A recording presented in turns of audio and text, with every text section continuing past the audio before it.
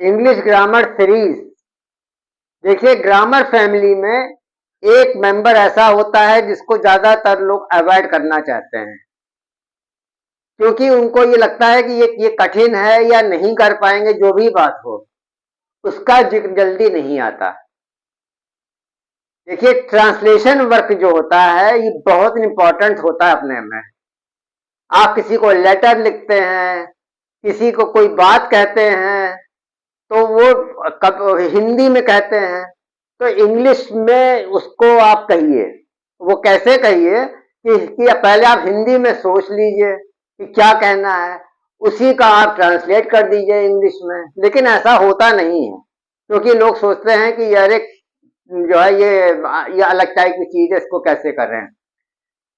Translation work from Hindi to English, from English to Hindi, from Hindi to English, English to Hindi, दोनों बातें आप देख लीजिए। जब आप किसी से बात करेंगे तो आप हिंदी में सोच लीजिए क्या बात करेंगे।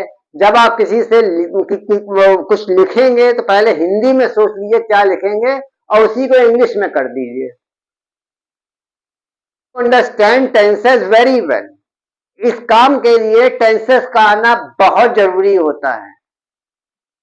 एक्सप्रेस योर फीलिंग्स, आप अपनी फीलिंग्स केवल एक्सप्रेस करते हैं, उसमें एक एक शब्द का ट्रांसलेशन नहीं होता है। ट्रांसलेशन वर्क में एक एक शब्द का ट्रांसलेशन नहीं होता है, बल्कि भावनाएं व्यक्त होनी चाहिए, भावनाएं प्रकट होनी चाहिए। Express your feelings only. केवल टेंसेस को ध्यान में रखकर लिखना चाहिए।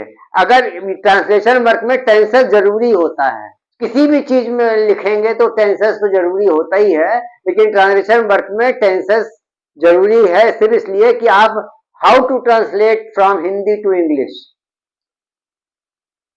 सरल लिखना चाहिए और सही लिखना चाहिए। इंग्लिश में सरल लिखिए और सही लिखिए, ये खास बात होनी चाहिए, जिसमें भावना स्पष्ट हो जाए आपकी। बस केवल आपको एक छोटी सी चीज यही बतानी है कि ट्रांसलेशन वर्क कोई वर्क नहीं है, ये एक तरीके से आपको अपना फीलिंग्स एक्सप्रेस करनी होगी फ्रॉम हिंदी टू इंग्लिश, और उसमें आपको टेंसेस को ध्यान में रखना है। अपनी फीलिंग्स को आप एक्सप्रेस करिए, भावना व्यक्त करिए। एक एक शब्द का कोई भी ट्रांसलेशन नहीं होता। Thank you.